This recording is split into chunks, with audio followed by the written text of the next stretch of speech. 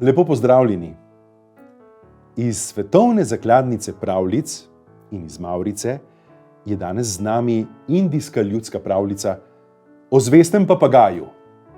V daljni deželi je nekoč po pragozdu blodil lovec s polnim tulom zastrupljenih puščic.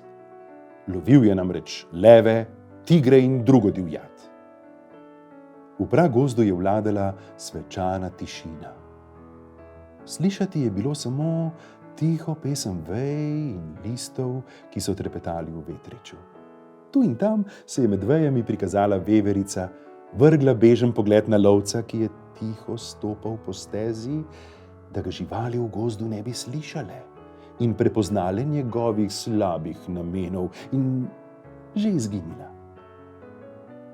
Včasih je tišino pragozda zmotil trop razposajenih opic, ki so skakale od drevesa do drevesa, in tedaj je lovec zagledal velikanskega leva, ki je počival pod drevesom. Nastavil je puščico, dal jo je na strelico in sprožil. A lev je zadnji hip pobegnil in zbežal daleč stran. Zastrupljena puščica se je zarila v deblo visokega drevesa. Lovec je jezen zapustil pragozd. Drevo pa se je začelo sušiti in izgubljati svoje listje in plodove. Nekega dne se je vanj naselil papagaj. V duplini si je naredil gnezdece, toda drevo je iz dneva v dan bolj trohnelo in počasi umiralo. Duplo je bilo vse bolj neprijazno in hladno. Tudi papagajček je postajal vse bolj žalosten, počasi je hiral in skupaj z drevesom izgubljal moč. Nekega dne je prišel mimo menih. Ustavil se je pri umirajočem drevesu in opazoval papagaja, ki je klonil glavico in se brez moči naslanjal na drevo. Oj, žlahtni papagaj, je začel sveti mož. Čemu neki vztrajaš na tem starem, posušenem drevesu? Toliko lepih, svežih je v tem pragozdu. Veliko bolje bi bilo, da greš drugam. Saj vidiš, da je to drevo izgubilo vso svojo moč in okras. Dobrodošel, dobri mož, ga je pozdravil papagaj. Kar tu bom ostal, ker moram ostati. Menih se je začudil, zakaj neki?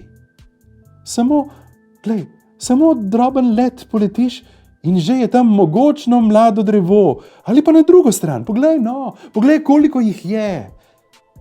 Ne, je odkimal papagaj. Povem ti, zakaj ne, sveti mož.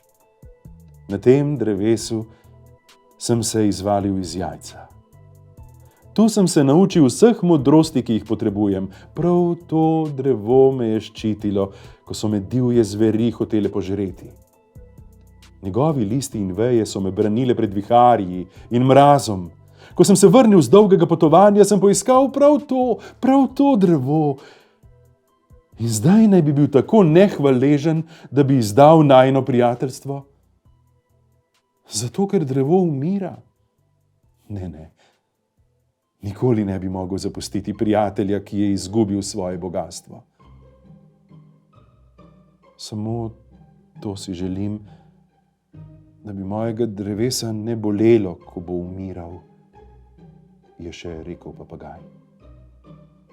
Meniha je papagajeva zgodba ganila. Vzel je blagoslovljeno vodo in drevo poškropil, ošinil je še utrujenega papagaja in njegovo drevo ter odšel iz pragozda. In glej, posušeno drevo je začelo oživljati. Po žilah so se mu začeli pretakati življenjski sokovi, listje je začelo brsteti in odpirali so se drobni popki socveti. Spet je dvignilo svoje veje in postalo okras pragozda. Papagajeva zvestoba je pomagala, da je posušeno drevo spet ozelenelo. Tudi ljudje bi lahko dosegli vse, kar si želijo, če bi poznali nauk modrijanov. hodite po poti resničnega prijateljstva in zvestobe.